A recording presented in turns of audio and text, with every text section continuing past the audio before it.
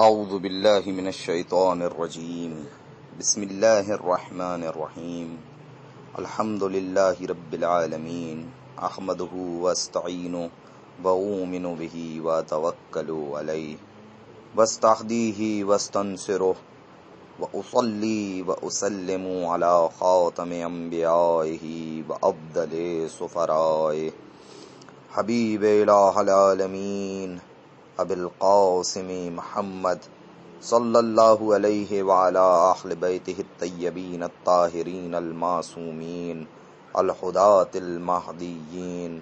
Same بقیۃ اللہ فی الارضین ارواحنا لتراب مقدمہ الفداء واللعنۃ علی اعدائہم اعداء اللہ اجمعین رب اشرح لی صدری ویسر لی امری واحلل عقدۃ من لسانی یفقہوا قولی اما بعد فقد قال اللہ تبارک وتعالی فی کتابہ المبین بسم اللہ الرحمن الرحیم هو الاول والآخر والظاہر والباطن وهو بكل شیء علیم هو الذي خلق السماوات والأرض في 6 أيام ثم استوى على العرش يعلم ما يلج في الأرض وما يخرج منها وما ينزل من السماء وما يعرج فيها وهو معكم أينما كنتم والله بما تعملون بصير له ملك السماوات والأرض وَإِلَى اللَّهِ تُرْجَعُ الْأُمُورُ يُولِجُ اللَّيْلَ فِي النَّهَارِ وَيُولِجُ النَّهَارَ فِي اللَّيْلِ وَهُوَ عَلِيمٌ بِذَاتِ الصُّدُورِ صدق اللہ العلی العظیم۔ ماہ محرم الحرام کا پہلا عشرہ سید الشہداء کی سوگواری، سید الشہداء کے غم، سید الشہداء کی شہادت کے ایام۔ یہ عشرہ آہستہ آہستہ گزرتا جا رہا ہے۔ بہتر یہی ہے کہ اس عشرے سے ہم جتنا معنوی فیض حاصل کر سکیں وہ حاصل کر لیں۔ ایسا نہ ہو کہ ہم کاروان سے پیچھے رہ جائیں اور خدا کی دوستی کو حاصل نہ کر سکیں۔ ہمیں خدا کا دوست بننا ہے تو اس کا رستہ سید الشہداء سے ہوتا ہوا جاتا ہے، اور خدا نے بندوں کو اپنی دوستی کی جانب دعوت دی ہے، اور یہ خدا کی محبت، یہ خدا کے مہر کا نتیجہ ہے۔ اس کی اپنے بندوں سے محبت کا تقاضا تھا کہ اس نے 1,24,000 پیغمبر بھیجے، اولیاء و اوصیاء کے سلسلے کو برقرار رکھا، تاکہ یہ سب لوگوں کی ہدایت کریں اور کوئی انسان سعادت سے دور نہ ہو سکے۔ خدا یہ چاہتا ہے کہ انسان اپنے پیروں سے چل کر خود آتش جہنم میں نہ گرے، اس لیے اس نے حق و باطل کی راہوں کو واضح کرنے کے لیے ہدایت کا سلسلہ زمین پر پہلے جاری کیا، بعد میں آدم کی نسل کو بڑھایا۔ از آدم تا خاتم جتنی بھی وحی خدا نے اپنے پیغمبروں پہ نازل کی، ان میں سب وعد و وعید، ہر قسم کی ترغیب دلانا، ہر قسم کا ڈرانا، یہ سب خدا کی محبت کے ثبوت ہیں کہ وہ اس بات پر راضی نہیں ہے کہ بشر اپنے پیروں سے چل کے جہنم میں جا گرے۔ وہ یہ چاہتا ہے کہ ہر بندہ سعادت حاصل کرے، اس نے انسان کو سعید ہونے کے لیے خلق کیا ہے، اس نے انسان کو اپنی جنتوں کے لیے خلق کیا ہے، بلکہ اس سے بڑھ کر خدا نے کہا حدیث قدسی میں جیسا موجود ہے کہ اے ابن آدم، اس ساری کائنات کو میں نے تیرے لیے خلق کیا اور تجھے اپنے لیے خلق کیا، بس ضرورت اس بات کی ہے کہ خدا کے احکام کے سامنے سر جھکا دیا جائے اور اس کے اولیاء کی اطاعت کی جائے، تاکہ وہ ہاتھ پکڑ کے انسان کو خدا تک پہنچا دیں کہ نبی کا کام راہ دکھانا ہے اور امام کا کام ایصال المطلوب ہے۔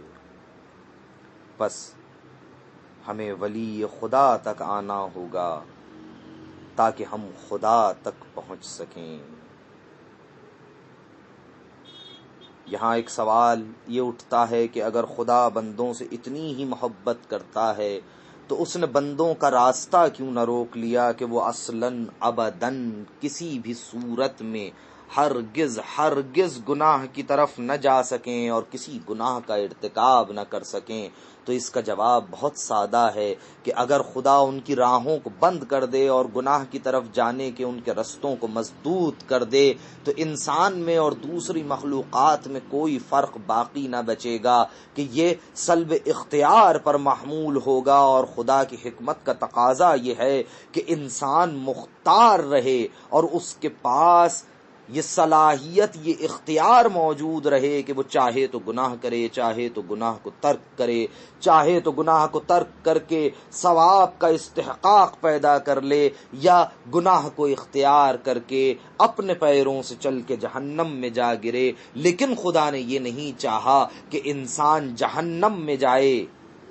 اگر خدا یہ چاہتا کہ تمام انسانوں کو جہنم کی سمت راہی کر دے تو اتنی ہدایتوں کا انتظام کرنا لغو تھا۔ خدا نے اپنے انبیاء، ان کے اولیاء، ان کے اوصیاء کے ذریعے ہدایت کا کام جاری رکھا تاکہ انسان حق و باطل میں تمیز کر سکے اور خیر کو حاصل کر لے اور شر سے دور ہو جائے۔ اگر خدا خیر اور شر کے اختیار کو انسان کے اختیار میں نہ دے، خیر و شر کے انتخاب کو انسان کے اختیار میں نہ دے، تو ایک طرف اس کی حکمت کے خلاف ہے اور دوسری طرف اگر غور کیا جائے تو بہشت و جہنم کا تصور ہی لغو ہو جاتا ہے، بہشت و جہنم بیکار ہو جاتے ہیں کہ جب انسان کو دو راستوں میں سے ایک راستے کے انتخاب کرنے کا اختیار ہی نہیں تو اس نے اپنی مرضی سے جب خیر یا شر کے راستے کو اختیار نہیں کیا تو پھر انجام کار میں اسے جنت یا جہنم کا عطا کر دینا حکمت نہیں، ظلم ہوگا۔ اور خدا منزہ و مبرہ ہے، خدا پاک ہے، سبحان ہے، وہ ظلم نہیں کرتا، اس کا کام عدل ہے اور اس کے عدل پر اس کی رحمت سبقت لیے ہوئے ہے۔ سو اپنی رحمت کے تقاضوں کو پورا کرنے کے لیے اس نے باب توبہ کو انسان کے لیے کھولا کہ اگر تم پر تمہاری شہوات غالب آ جائیں اور تم خدا کے راستے سے ہٹ جاؤ تو دیکھو توبہ کا رستہ کھلا ہے کہ توبہ کرو اور تقویٰ کے رستے کی جانب پلٹ آؤ، اور جن چیزوں سے تم نے خود کو آلودہ کر لیا ہے ان سے خود کو پاک کرو اور پھر خدا کی سمت سفر کرو کہ خدا بہت رحیم و کریم ہے، عزیز و حکیم ہے،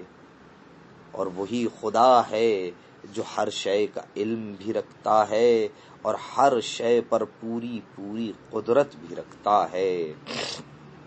عزیزوں، اس دنیا میں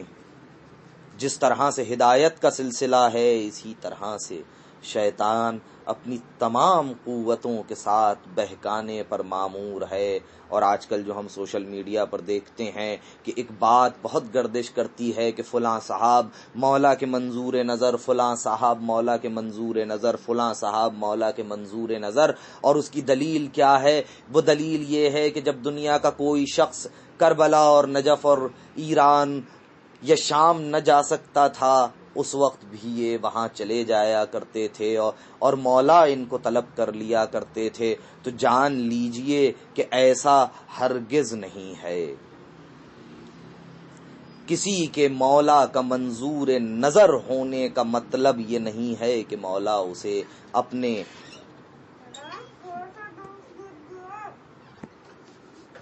اس کا مطلب یہ ہرگز نہیں ہے کہ اگر کوئی شخص ان مقامات مقدسہ تک پہنچ جاتا ہے تو وہ مولا کا منظور نظر بن جائے گا. کہ ہم اور آپ جانتے ہیں کہ اویس قرنی نے رسول کی زیارت بھی نہ کی تھی، مگر وہ منظور نظر تھے رسول خدا کے. میں یہ نہیں کہہ رہا کہ وہ منظور نظر نہ ہو سکتا ہے کہ وہ امام کے منظور نظر ہوں، مگر یہ بات اس کی دلیل نہیں بن سکتی کہ وہ مولا کے منظور نظر ہیں. ہمیں ان کے اعمال کو دیکھنا ہوگا، ہمیں ان کے افعال کو دیکھنا ہوگا. کہ امام صادق سے روایت ہے جس میں یہ کہا گیا کہ ہمارے شیعوں کو نماز اور روزے سے مت آزماؤ کہ ہو سکتا ہے کہ اس کی انہیں عادت ہو گئی ہو. کہ دنیا میں ہزاروں لاکھوں مسلمان ہیں جو نماز اور روزے کے پابند ہیں مگر حق کی جانب مائل نہیں ہیں. ہم اسی سے نتیجہ نکالتے ہیں کہ ہمیں انسان کو اس کے صرف ایک فعل سے، کسی ایک فعل سے ہم یہ نتیجہ نہیں لے سکتے کہ وہ مولا کا منظور نظر ہے یا مولا نے اس کو رد کیا ہوا ہے. یعنی اگر اس پہ کوئی مصیبت آ رہی ہے تو ہم کہیں کہ اسے مولا نے اکیلا چھوڑ دیا. فرض کیا کہ کوئی شخص مقامات مقدسہ پر جا کر بھی شفا حاصل نہ کر سکے تو اس کا مطلب یہ نہیں ہے کہ مولا نے اسے تنہا چھوڑ دیا ہے، بلکہ ان کاموں میں ہزاروں ہزار حکمتیں موجود ہیں. تو میں یہ عرض کر رہا تھا کہ کوئی شخص اگر ہر حال میں مقامات مقدسہ تک پہنچ جاتا ہے تو اس کا مطلب یہ نہیں کہ وہ مولا کا منظور نظر ہے. کیونکہ مولا کے منظور نظر ہونے کے لیے قلبی کیفیت کی ضرورت ہے، اور وہ قلبی کیفیت یا اس شخص پر واضح ہو سکتی ہے یا مولا پر واضح ہو سکتی ہے. کسی تیسرے شخص پر یہ کیفیت واضح نہیں ہو سکتی. اور مولا کا منظور نظر بننے کے لیے ضرورت باطن کے پاک ہونے کی ہے. اس جہان میں جتنی بھی اشیاء ہیں، جو بھی چیزیں ہیں، ہر ایک کا ایک ظاہر ہے اور ایک باطن ہے. ظاہراً کوئی شخص امام حسین کی زری سے لپٹا ہو تو ہم یہ نہیں کہہ سکتے کہ وہ امام حسین کی زری کے باطن تک پہنچا ہوا ہے، اور نہ ہم یہ کہہ سکتے ہیں کہ وہ زری کے باطن تک نہیں پہنچا. شمرو ابن سعد اور صدام جیسے لوگ بھی کربلا پہنچ سکتے ہیں کہ اگر ان پر کربلا کی راہ کو خدا بند کر دے تو انسان کے اختیار کو سلب کرنا ہوگا، اور خدا نے انسان کے اختیار کو سلب کرنے کا کہیں ارادہ نہیں کیا، بلکہ انسان کو اختیار دیا ہے، وہ چاہے تو پہنچ سکتا ہے. لیکن ظاہر بظاہر کربلا میں پہنچنے والا، شام پہنچنے والا، قم، نجف اور سامرا کاظمین پہنچنے والا، کعبے میں پہنچنے والا، مدینے میں پہنچنے والا، جنت البقیع میں پہنچنے والا، وہاں کے اینٹ پتھر، مٹی، سونا، چاندی، در و دیوار اور ستونوں سے تو ملحق ہو سکتا ہے، لیکن جب تک وہ اپنے باطن کو امام تک نہیں پہنچا دے گا، جب تک وہ اپنے باطن کو امام تک نہیں پہنچائے گا، اس وقت تک وہ مولا کا منظور نظر نہیں ہو سکتا. اور امام تک اپنے باطن کو پہنچا دینے کے جاننے کے بہت سے طریقے ہیں، جن میں سے اگر نماز و روزہ کا پابند شخص ہے تو دیکھنا پڑے گا کہ اس کا حسن معاشرت کیسا ہے، اور اگر ایک حسن اخلاق کا ایک نمونہ آپ کے سامنے ہے تو دیکھنا پڑے گا کہ نماز اور روزے کے اوقات کی پابندی میں وہ کتنا سخت ہے۔ نام حسین پر کیا کر سکتا ہے؟ وہ حسین کا نام لے کر اپنی شہرت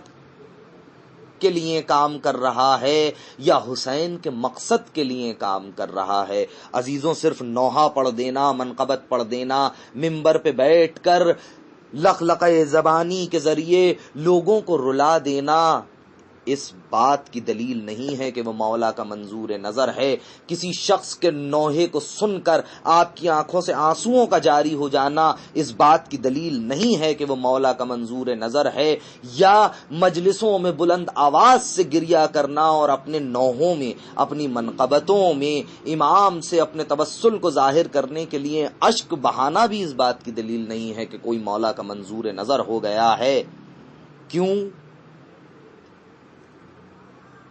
علی اصغر کو جب تیر لگا، علی اصغر نے جب ہونٹوں پہ زبان پھرائی، یا جناب زینب نے کوفے میں آ کے جب تقریریں کی، خطاب کیا، تو لوگ رو رہے تھے۔ تو کیا یہ لوگ کربلا کے باطن تک پہنچ چکے تھے؟ نہیں، یہ فطری تقاضے تھے، انسانی تقاضے تھے کہ اصغر کی معصومیت کو دیکھ کر اور جناب زینب نے جب مصائب بیان کیے تو انہیں سن کر دل پسیجے اور لوگوں نے رونا شروع کیا۔ تو کیا اس کا مطلب ہے کہ وہ سب کربلا کے باطن تک پہنچ چکے تھے؟ اگر وہ کربلا کے باطن تک پہنچ چکے ہوتے تو وہ اسی وقت لشکر جو کربلا میں موجود تھے وہ لشکر یزید کو چھوڑ کے حسین کی جانب چلے جاتے۔ جو لوگ کوفے میں جناب زینب کا خطبہ سن کر رو رہے تھے اسی وقت تلوار نکال کے ابن زیاد کے دربار پہ حملہ کر سکتے تھے اور وہاں یا شہید ہو جاتے یا ابن زیاد کو قتل کر دیتے، حسین اور ان کے اصحاب کے سروں کو حاصل کر لیتے اور جا کر کربلا میں دفن کر دیتے۔ اسی سے ظاہر ہوتا ہے کہ ان کے قلب حسین کے ساتھ نہیں تھے، صرف وہ کچھ دیر کا ظاہری دل کا پسیج جانا تھا کہ وہ اپنے آنسوؤں کو نہ روک سکے، اور یہ ایک فطری تقاضا تھا۔ اسی طرح بہت معذرت کے ساتھ کہ ہمارے ہاں کے ہزاروں خطیب، ہمارے ہاں کے ہزاروں نوحہ خان ہیں جو اپنی البمیں، اپنے ٹائٹل سانگز نکال رہے ہیں اور لوگ اس پر رو بھی رہے ہوتے ہیں اور یہ دیکھ رہے ہوتے ہیں کہ فرض کیا کہ یہ حرم امام حسین میں، حرم امام رضا میں یا حرم شاہ نجف امیر المومنین میں یا کسی اور مقدس مقام پر کھڑا نوحہ خانی کر رہا ہے تو پس مولا نے اسے طلب کیا ہے۔ عزیزوں، ایسا نہیں ہے کہ مولا کسی کو اس طرح طلب کریں۔ ظاہر سے متصل ہو جانا اور ہے اور باطن میں طلب کر لینا اور ہے۔ جب باطن میں طلب کیا جاتا ہے، جب باطن میں طلب ہوتی ہے تو اویس قرنی یمن میں بلال کی اذان کو سنتے ہیں اور کہتے ہیں کہ آج بھی بلال نے شین کو سین کہا اور ہا کو ہا کہا۔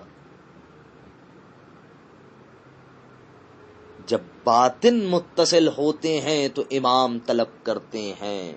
ظاہر بظاہر آپ کربلا جائیے، آپ نجف جائیے، وہاں کے اینٹ پتھروں سے متصل ہو جانے سے کچھ حاصل ہونے والا نہیں ہے جب تک آپ کا باطن امام کے قدموں میں نہیں ہوگا۔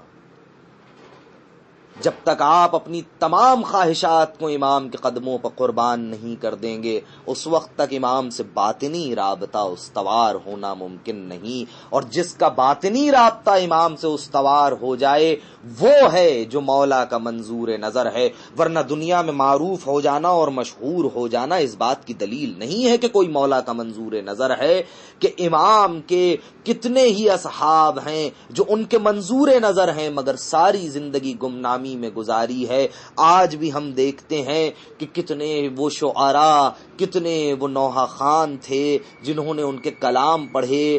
ان شعراء کے، مگر وہ شعراء اپنی زندگی میں اس قدر مشہور نہیں ہو سکے جتنا لوگوں نے ان کو مرنے کے بعد جانا۔ ان کے پاس خلوص کی دولت موجود تھی، یہی خلوص ہے جو امام کے پاس لے جاتا ہے۔ ان کا قلبی لگاؤ تھا، ان کی روح کی پاکیزگی تھی کہ انہوں نے زندگی گمنامی میں گزاری اور شہرت کے پیچھے نہیں لگے، وہ شہرت کے پیچھے نہیں گئے، وہ اس کام میں مخل نہیں، اس کام میں نہیں پڑے کہ لوگ انہیں جانے۔ انہوں نے صرف کربلا کی تبلیغ کی، انہوں نے امام کے فضائل کی تبلیغ کی، انہوں نے امام کے مصائب کی تبلیغ کی۔ اپنی زندگی میں ہر چند گمنام رہے، لیکن خدا نے انہیں گمنام نہ رہنے دیا اور ساری دنیا ان کے کلام کی معتقد ہوئی۔ ایسا ایک نہیں، کئی ایک موجود ہیں کہ اگر آپ امام کے لیے کام کر رہے ہیں تو آپ کو شہرت کی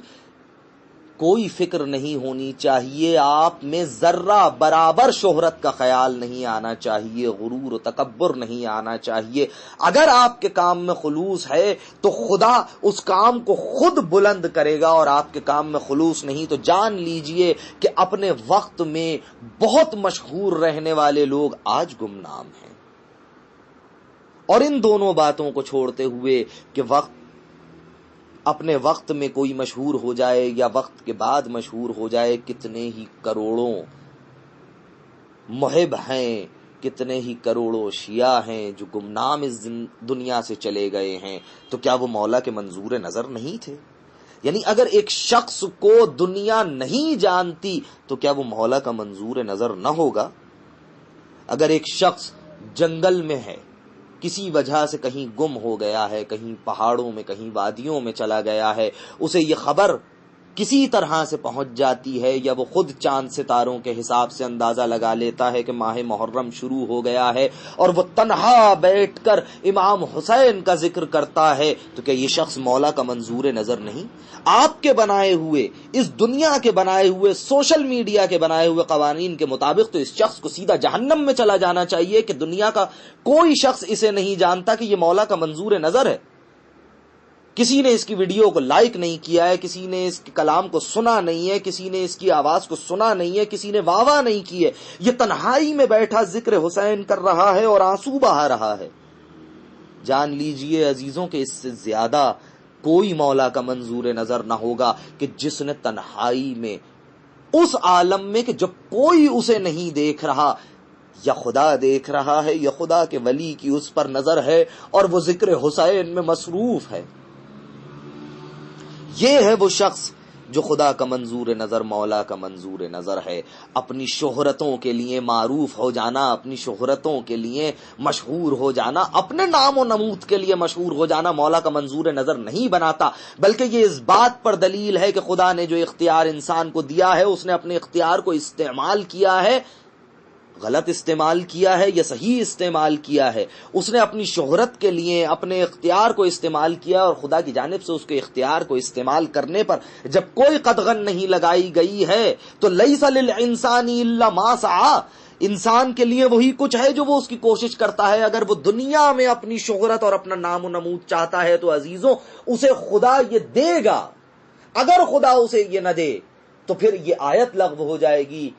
کہ لیس للانسان الا ما سعی، اس نے شہرت کے لیے کوشش کی ہے، خدا نے اسے شہرت دی ہے، آپ اسے منظور نظر مولا کا جان کر غلطی کر رہے ہیں۔ آپ یہ دیکھیے کہ اس کے عقائد کیسے ہیں۔ مولا کا منظور نظر وہ ہے جو نہ غلو کرتا ہے نہ شرک کرتا ہے۔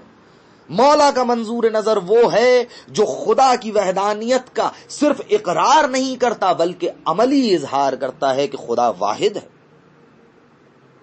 مولا کا منظور نظر وہ ہے جس کے اعماق جان میں یہ بات بیٹھی ہوئی ہے کہ خدا کے سوا اس کائنات میں کوئی مؤثر نہیں، حتیٰ محمد و آل محمد۔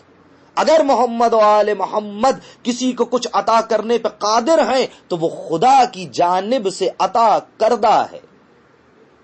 خدا نے انہیں چنا ہے کہ وہ بندوں کے کام کریں، کہ خدا اپنے ظہور کی وجہ سے، اپنے اول الاولین ہونے کی وجہ سے، اپنے شدت وجود کی وجہ سے براہ راست بندوں سے رابطہ برقرار نہیں کر سکتا۔ یہ بندوں کے وجود کا نقص ہے، اس لیے اس نے محمد و آل محمد کو خلق کیا ہے کہ یہ رابطہ رہے، کہ اشد وجود کے بعد اگر کسی کا وجود ہے تو وہ یہی محمد و آل محمد ہیں، جو کسی طرح خدا سے جدا نہیں ہیں، ایک طرف یہ خدا سے متصل ہیں، دوسری طرف بندوں سے متصل ہیں، اور خدا کے تمام فیوزات و برکات کو لے کر،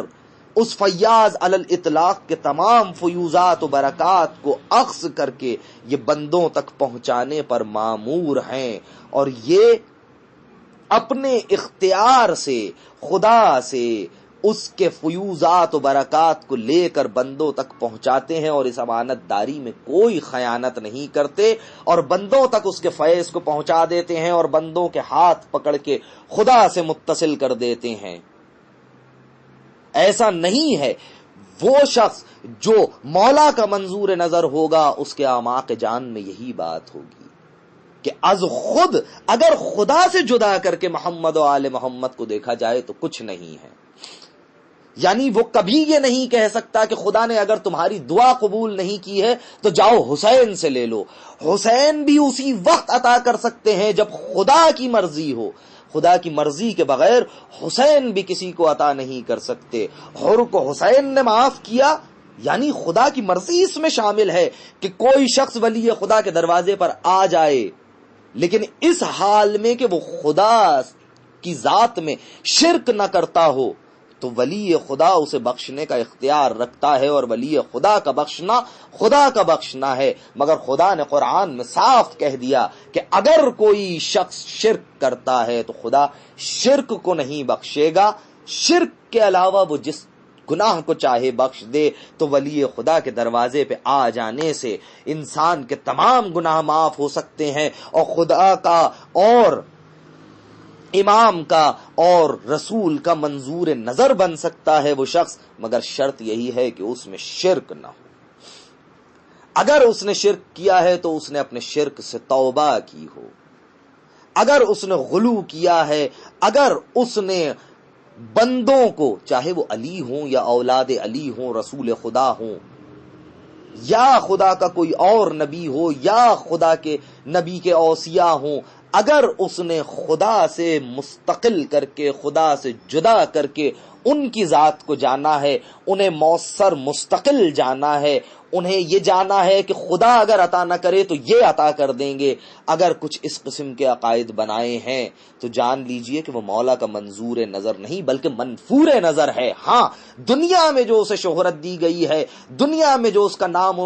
نمود ہوا ہے، دنیا جو اس کو جانتی ہے، دنیا میں جو اس کو عزت دی گئی ہے، یعنی دکھاوے کی عزت، وہ عزت جو دنیا میں دی گئی ہے وہ اس وجہ سے دی گئی ہے کہ خدا اور محمد و آل محمد کسی کا قرض نہیں رکھتے۔ اگر کسی نے ان کا ذکر کیا ہے اور اس ذکر کے ذریعے عزت کمانی چاہی ہے، شہرت کمانی چاہی ہے، دولت کمانا چاہا ہے، دولت کا حصول چاہا ہے، سلطنت چاہی ہے، تو لیس للانسان الا ما سعی، وہ کسی کا قرض اپنی گردن پر نہیں رکھیں گے بلکہ اسے اس دنیا میں عطا کریں گے تاکہ آخرت میں جب وہ پہنچے تو اسے یہ بات کہی جا سکے کہ تم نے ذکر اپنی شہرت کے لیے کیا تھا، ہم نے دنیا میں تمہیں شہرت و مقام و مرتبہ دیا۔ آخرت کے لیے ذکر کرتے، ہمارے بتائے ہوئے اصولوں پہ چلتے،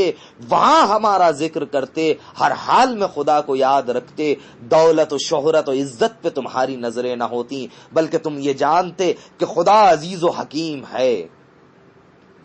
ہم سے طلب کرتے وقت اگر تمہارے اعماق جان میں یہ ہوتا کہ خدا عزیز و حکیم ہے اور تمام عزتیں خدا کے لیے ہیں اور اس نے وہ عزت محمد و آل محمد کو دی ہے، اگر میں ان سے مل جاؤں گا، ان سے ملحق ہو جاؤں گا کہ عشرت قطرہ ہے دریا میں فنا ہو جانا، تو اگر تم ہمارے عشق کے دریا میں فنا ہوتے، خدا پر یقین رکھتے، تو ہم تمہیں دنیا میں بھی عزت دیتے اور آخرت میں بھی عزت دیتے، لیکن کیا کریں کہ تم نے دنیا میں معروف عزادار ہو جانا زیادہ بہتر سمجھا، تم نے دنیا کی عزت کو زیادہ فوقیت دی، تو ہم نے بھی تمہیں دنیا میں اکیلا نہ چھوڑا بلکہ دنیا میں تمہیں تمام عزت اور دولت عنایت کی کہ تم بہت معروف رہے اور لوگ اچھے طرح تمہارا نام لیتے رہے۔ آخرت میں جان لو کہ تمہارے لیے کیونکہ تم نے شرک کیا ہے، میں یہاں یہ بات پھر کہوں گا کہ تم نے چونکہ شرک کیا ہے اور اپنے شرک سے توبہ بھی نہیں کی ہے، تم نے کفر کیا ہے، کفر سے توبہ نہیں کی ہے، تم نے اخلاص کو چھوڑا ہے اور تکبر کو اختیار کیا ہے مگر اس سے توبہ نہیں کی ہے۔ عزیزوں جان لیجئے کہ ہر گناہ وہ چھوٹا ہو یا بڑا ہو، آہستہ آہستہ جمع ہوتے ہوتے انسان کو شرک کی منزل تک لے جاتا ہے۔ تو پس جس انسان نے شرک کیا ہو، جس انسان نے گناہ کیا اور توبہ کی، تو جان لیجئے کہ وہ پاک ہو گیا، لیکن کسی نے شرک کیا ہے اور توبہ بھی نہیں کی ہے اور اپنے کیے پہ نادم بھی نہیں ہوا ہے، بلکہ اپنے کیے کی صفائیاں پیش کرتا ہے کہ میں نے تو فلاں کیا تھا، میرے کہنے کا مطلب تو یہ تھا، میرے کہنے کا مطلب تو یہ تھا، واضح طور پہ سمجھ آنے والے شرک جس میں یہ کہا جا رہا ہو، جیسے وہ اشعار ہیں کہ جن میں یہ کہا گیا ہے کہ خدا اگر نہیں دیتا تو چھوڑو، خدا کے در سے کسی کو ملا ہی کیا ہے، بلکہ محمد کے در پہ آؤ، خدا تمہیں کچھ نہیں دے گا، حسین کے در پہ آؤ اور یہاں سے جو چاہتے ہو لے جاؤ۔ تو جان لیجئے کہ حسین بھی خدا کی رضا کے بغیر کچھ نہیں دے سکتے، خدا ان کی رضا پر راضی ہے، یہ خدا کی رضا پر راضی ہیں، خدا کی رضا ان کی رضا ہے، ان کی رضا خدا کی رضا ہے، مگر یہ ضرور ہے کہ یہ خدا کی رضا کے بغیر نہیں دے سکتے۔ اگر کسی چیز میں قدغن خدا نے لگائی ہے، اگر کسی چیز کو خدا نے منع کیا ہے تو یہ بھی عطا نہیں کریں گے۔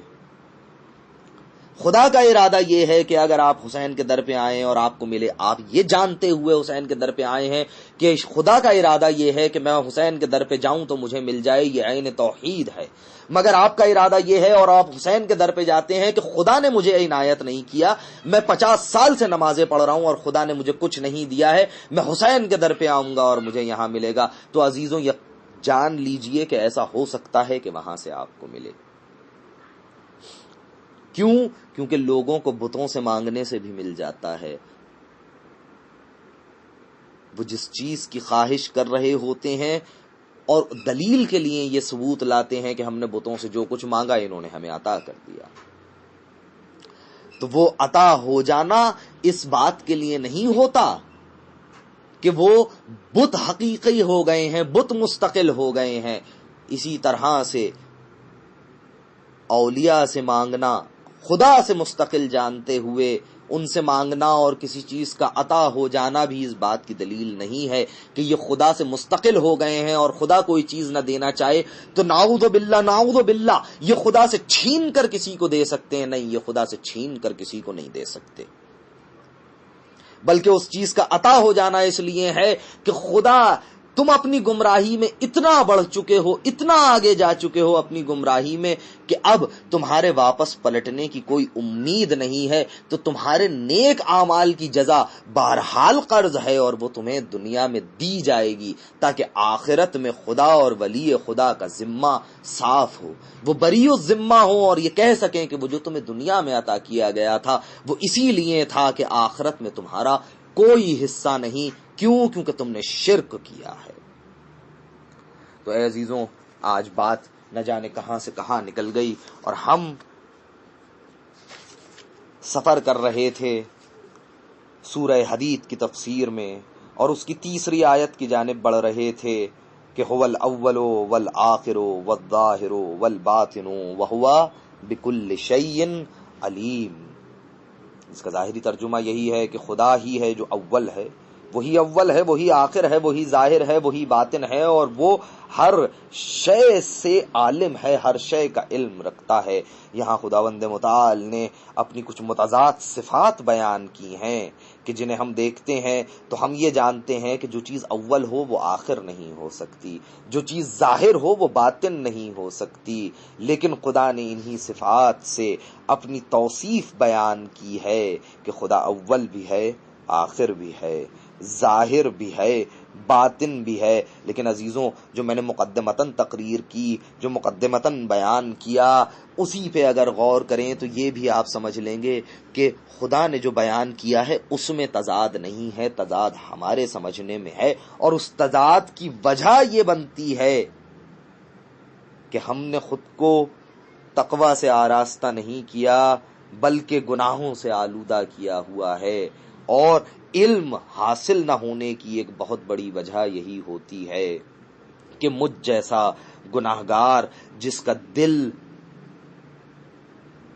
سیاہ ہو چکا ہوتا ہے گناہوں سے، وہ علم کو حاصل نہیں کر سکتا، یا تقصیر کی جانب نکل جاتا ہے یا غلو کی جانب نکل جاتا ہے. یعنی جب یہ آیات بیان کی جاتی ہیں تو ایسی آیات سے انسان غلو کی جانب سفر کرنے لگتا ہے، یا ایسی آیات سے وہ تقصیر کی جانب نکل جاتا ہے کیونکہ دل سیاہ ہو چکا ہوتا ہے. اور روایات میں موجود ہے کہ علم ایک نور ہے اور خدا جس بندے کے دل میں چاہتا ہے اس نور کو ڈال دیتا ہے. تو کئی سوالات ہوئے کہ کون سے قلوب ہیں جہاں یہ نور پوری طرح سے آ جاتا ہے، تو وہ قلوب محمد و آل محمد اور ان کے محبین کے قلوب ہیں جو گناہوں سے پاک ہیں. اور امام نے ایک روایت میں یہ بھی بیان کیا تھا کہ خدا تک پہنچنے میں سب سے بڑی رکاوٹ یہی گناہ ہے،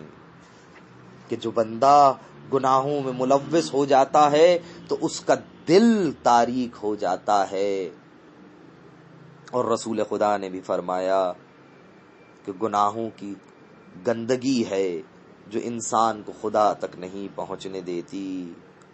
اور اے عزیزوں، اصل یہ ہے کہ یہ دل جو ظاہری دل ہے یہ نہیں بلکہ آپ کا نفس. تو عزیزوں اگر دل کی صفائی کر لیجئے، اپنے نفس کو تقوی سے آراستہ کر لیجئے، تو اس کے بعد خیال رکھیے کہ یہ دل خدا کا مقام ہے. علم کی اصل خدا ہے، اصل علم خدا ہے، علم خدا کی صفت ہے، علیم ہونا خدا کی صفت ہے، لیکن زائد بر ذات نہیں ہے بلکہ اس کا علم اس کے عین ذات ہے. تو یہ دل خدا کا مقام ہے، اس کی صفائی کیجئے اور پھر اس کے دروازے پر خود بیٹھ جائیے کہ کوئی اور آپ کے اس دل میں داخل نہ ہو سکے. دل میں خدا کے سوا کچھ نہ ہونا چاہیے. اگر اس میں کوئی اور آ رہا ہے تو دیکھیے کہ وہ خدا کا حکم اس کو لانے کا ہے یا نہیں ہے. اگر خدا نے اس کو لانے کا حکم دیا ہے تو یہ عین توحید ہوگا کہ اس کو دل میں جگہ دیں، اور اگر خدا نے اس کو لانے کا حکم نہیں دیا تو اس کو لانا شرک ہوگا. تو عزیزوں شرک سے بچیے اور خدا کی جانب بڑھیے، اپنے دل کو تقوی سے آراستہ کیجئے، دنیا کی لذتوں سے، دنیا سے دھوکہ نہ کھائیے، کسی کے مقام و مرتبے سے مرعوب نہ ہو جائیے، کسی کی منزلت کو، دنیاوی منزلت کو نہ دیکھیے بلکہ یہ دیکھیے کہ وہ کتنا دیندار ہے. اگر کوئی شخص ظاہری شریعت کا پابند نہیں ہے پوری طرح سے اور علل اعلان گناہ کرتا ہے تو جان لیجئے کہ وہ ولی خدا نہیں ہے اور نہ ولی خدا کا منظور نظر ہو سکتا ہے. تو ان آیات میں جو انشاءاللہ ہم کل سے پھر شروع کریں گے کہ آج بہت وقت ہو گیا اور ہماری بات نہ جانے کہاں سے کہاں نکل گئی. تو اس تیسری آیت میں خدا نے 4 اسما بیان کیے ہیں، اول، آخر، ظاہر اور باطن، اور یہ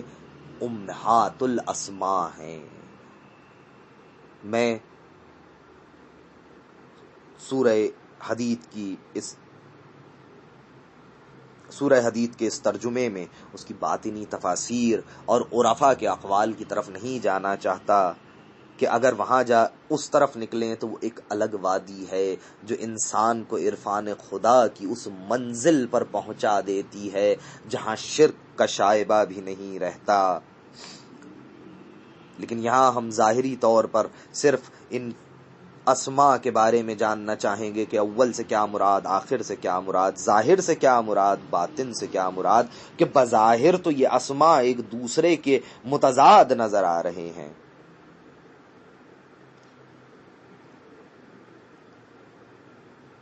تو اس کی توضیح کیسے کی جائے گی کہ ایک ہی وقت میں ایک وجود ہے جو اول بھی ہے اور آخر بھی ہے، ایک ہی وجود ہے جو ظاہر بھی ہے اور باطن بھی ہے۔ ہم جانتے ہیں جو چیز ہمارے سامنے ظاہر بظاہر ہے وہ باطن نہیں ہے، اور جو چیز باطن ہے وہ ظاہر نہیں ہے، یعنی فی الحال فی الوقت ہمارے جسم کے لیے ہماری روح ظاہر نہیں ہے، باطن ہے۔ باطن کا مطلب یہ ہے کہ وہ ظاہر نہیں ہے، ہمارا جسم ہمارے لیے ظاہر ہے تو اس کا مطلب ہے کہ یہ ہمارے لیے باطن نہیں ہے۔ تو ایک ہی وقت میں ایک وجود ظاہر بھی ہو باطن بھی ہو، ایک ہی وقت میں ایک چیز ابتدا بھی ہو انتہا بھی ہو، ایک ہی وقت میں ایک چیز اول بھی ہو آخر بھی ہو۔ آخر اس کا کیا مطلب ہے؟ اول و آخر کا، اول کا جو ایک ظاہری مطلب ہمیں سمجھ آتا ہے وہ یہ ہے کہ خداوند عالم علت العلل ہے، ہر چیز کی علت خدا ہے۔ جب آپ اس طریقے سے دیکھیں گے کہ آخری علتوں کے سلسلے کے آخر میں جہاں ہم پہنچتے ہیں وہ علت العلل خدا ہے، اور ہم یہ جانتے ہیں کہ علت کا اپنے معلول سے پہلے ہونا ضروری ہے، یعنی مخلوق میں آپ، زمین، آسمان، چاند، ستارے، فرشتے، سیارے، جو چیز آپ تصور کر سکیں، جنہیں آپ دیکھ سکیں اور جنہیں آپ نہ دیکھ سکیں، جن پر آپ کا ایمان ہو، جنت جہنم، سب معلول ہیں خدا کے لیے، اور خدا علت العلل ہے۔ تو پس علت کو معلول سے پہلے ہونا چاہیے، اگر علت معلول سے پہلے نہیں ہوگی، علت اگر معلول سے پہلے نہیں ہوگی تو معلول وجود میں نہیں آ سکے گا۔ یعنی آپ یہ کہیں کہ آگ لگنے کی وجہ یہ تھی کہ گرمی، جنگل میں آگ لگی اس کی وجہ یہ تھی کہ گرمی بہت زیادہ تھی، گرمی بہت زیادہ ہونے کی وجہ یہ تھی کہ سورج موجود تھا، سورج موجود تھا، گرمی زیادہ ہوئی اور آگ لگی۔ اب آپ یہاں کہیں کہ نہیں، آگ لگی ہے مگر سورج اس وقت موجود نہیں تھا، یعنی سورج علت بھی ہے آگ لگنے کے لیے، لیکن سورج آگ لگنے سے پہلے موجود نہیں تھا بلکہ آگ لگنے کے بعد سورج وجود میں آیا۔ تو یہ بات جو میں نے آپ کو بیان کی بہت سادہ طریقے سے اسی لیے کہ آپ اس میں تضاد کو خود دیکھ سکیں کہ کوئی چیز کسی دوسری چیز کے لیے علت ہو لیکن وہ اس دوسری چیز کے وجود میں آنے سے پہلے موجود نہ ہو، تو دوستوں یہ محال ہے۔ یہ میں نے اسی لیے بیان کیا کہ یہ محال ہے، علت کو رتبتاً معلول سے پہلے موجود ہونا ضروری ہے، رتبتاً وجوداً معلول سے پہلے ہونا، موجود ہونا اس کا ضروری ہے تاکہ وہ افاضہ وجود کر سکے۔ معلول کو جو وجود افاضہ ہوگا اس کے لیے علت کا پہلے ہونا موجود ہے، اگر علت پہلے موجود نہیں ہوگی تو معلول وجود میں نہیں آ سکتا۔ تو پس خدا اول ہے، یعنی وہ رتبے میں اپنے معلول سے پہلے موجود ہے، ہر معلول کی علت اس سے پہلے رتبے میں موجود ہے، اور ہر معلول کی علت اس سے مقدم ہے اور اس سے اول ہے۔ بس یہاں ایک معنی ہمیں یہی سمجھ آتا ہے کہ یہ مخلوق ہیں اور خدا خالق ہے، تو یہ دونوں مساوی نہیں ہو سکتے۔ پس اول خدا ہے، اول خدا کے بعد اس کی مخلوقات ہیں، تو خدا اول ہے، یعنی وہ علت العلل ہے۔ کوئی ایسا وقت نہیں آپ تصور کر سکتے اگر وقت کے دھارے میں دیکھیں، اور اگر اس وقت سے بالا تر ہو جائیں تو پھر مراتب وجود کو دیکھیں تو کہیں ایسا موقع نہیں آئے گا کہ مخلوقات ہوں اور خدا نہ ہو۔ پس خدا هو الاول ہے، اگر خدا نہ ہو تو اس کی مخلوقات حاصل نہیں ہو سکتی، اور اس کے خلاف کہنا خلاف عقل ہے کہ مخلوقات ہوں اور خدا نہ ہو۔ کہ مخلوقات کا خدا کے بعد ہونا عین عقل ہے، اور مخلوقات کا خالق سے پہلے ہونا کہ کوئی خلق کرنے والا ہو،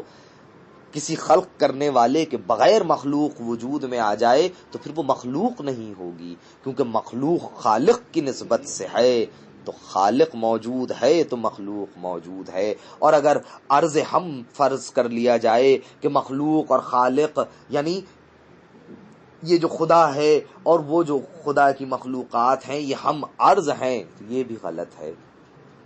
کہ واجب الوجود کو پہلے ہونا ضروری ہے، اس کے بعد سلسلہ ممکنات ہوگا۔ آفریدگار کو پہلے ہونا ضروری ہے،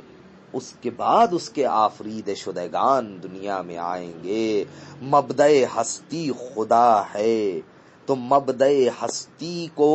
اس ہستی سے پہلے ہونا ضروری ہے، تو خدا تمام مخلوقات سے اول ہے اور وہ تمام مخلوقات کا خالق ہے۔ یہی معنی یہاں پر اول ہونے کے ہیں کہ خدا اول ہے۔ خدا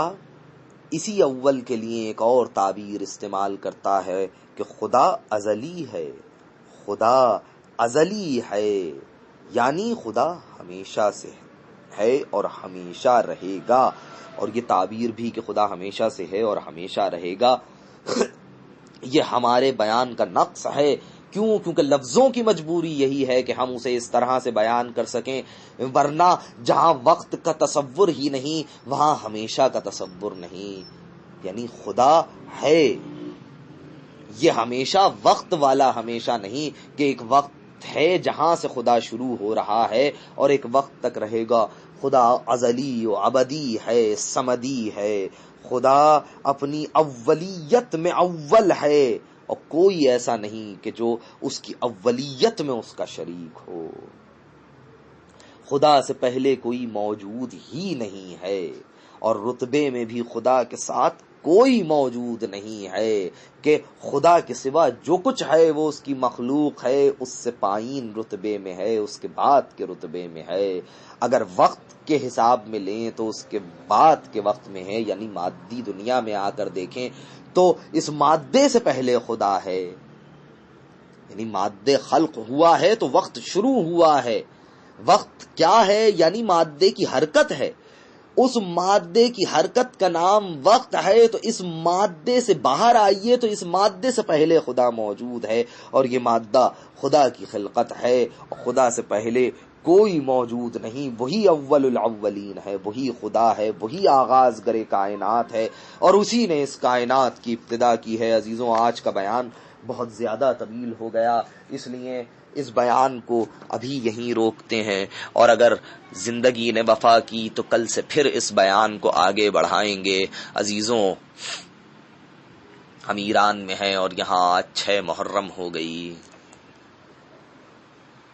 7 محرم روایات میں ہے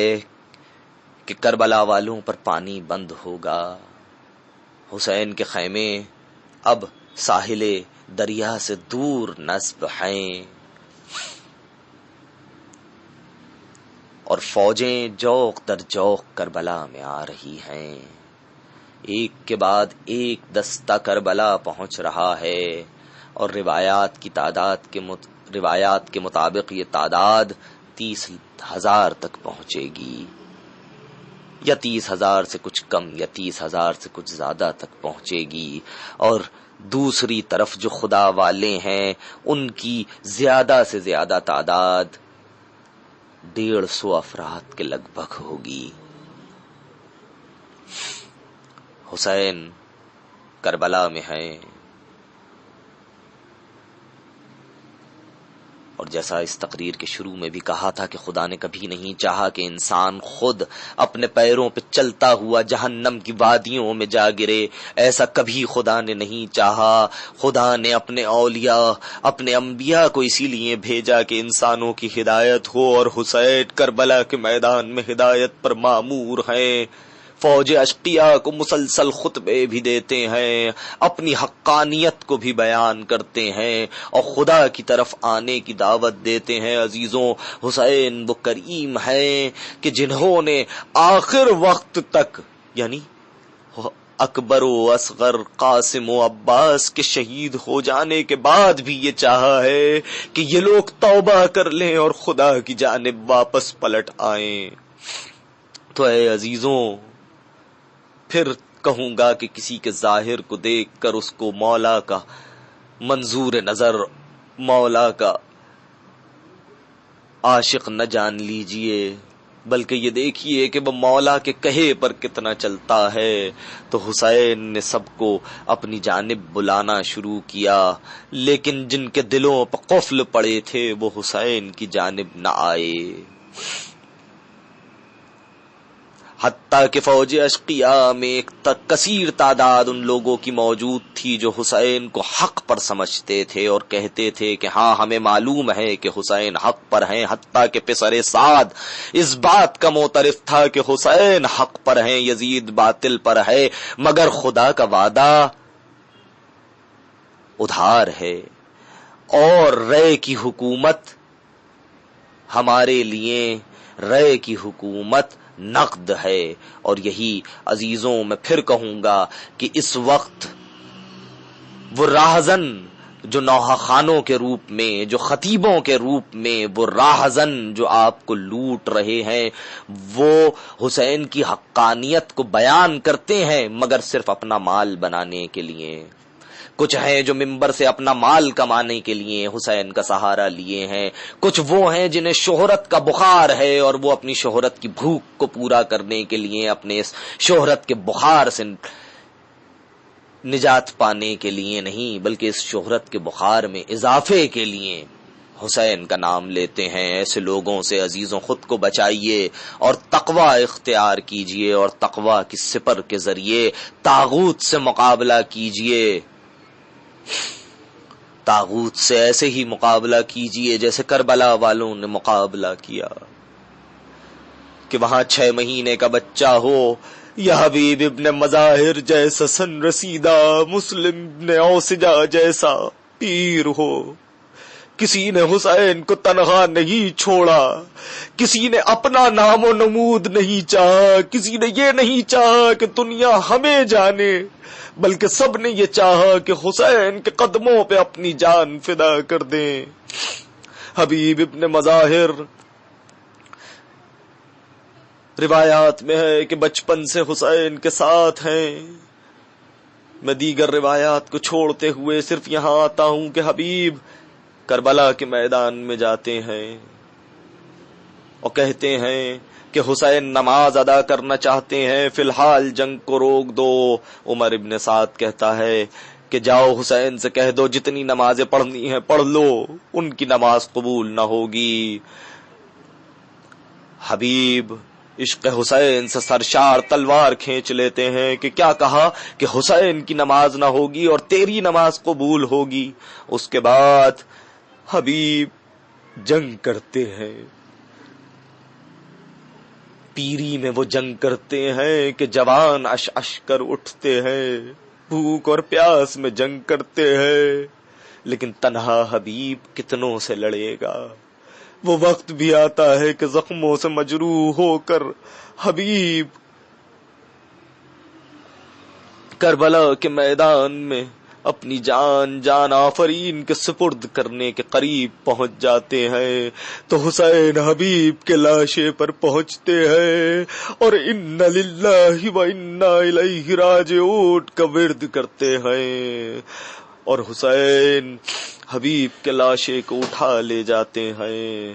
حسین حبیب سے یہی کہتے ہیں کہ اے حبیب مبارک ہو، اب تم کربلا سے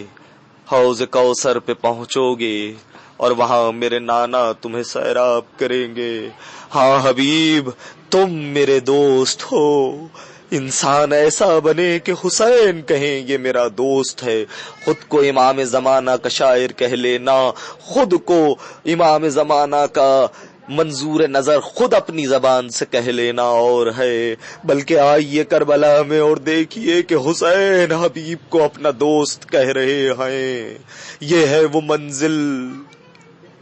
کہ حسین کسی کو اپنا دوست کہیں، حبیب اپنی جان حسین پر فدا کر دیتے ہیں اور اس بات کا ثبوت دے دیتے ہیں کہ ہاں میں حسین کا دوست اور منظور نظر ہوں، میں ہی وہ ہوں کہ جسے حسین نے فقیہ کہا ہے۔ حسین اپنے تمام دوستوں کے لاشوں پر آنسو بہاتے ہیں۔ ہمیں خدا وہ توفیق دے کہ ہم بھی ایسے بن سکیں کہ حسین کہیں کہ ہم حسین کے ہیں۔ ہماری زبان سے یہ نکلنا کہ ہم حسین کے ہیں کوئی معنی نہیں رکھتا، ہاں حسین کہے کہ یہ میرا عزادار ہے، یہ میرا دوست ہے، عزیزوں کامیابی اس میں ہے۔ الا ولعنۃ اللہ علی القوم الظالمین وسيعلم الذین ظلموا ای منقلب ینقلبون۔ اللهم کن لولیک الحجۃ ابن الحسن صلواتک علیہ وعلی آبائہ فی هذه الساعة وفی کل ساعة ولیا وحافظا وقائدا وناصرا ودلیلا وعینا حتی تسکنہ ارضک طوعا وتمتعہ فیہا طویلا۔ اللہم ارزقنی شفاعت الحسین، اللہم ارزقنی زیارت الحسین، اللہم ارزقنی زیارت الحسین وشفاعت الحسین واجعلنی من المتمسکین بولایت امیر المومنین۔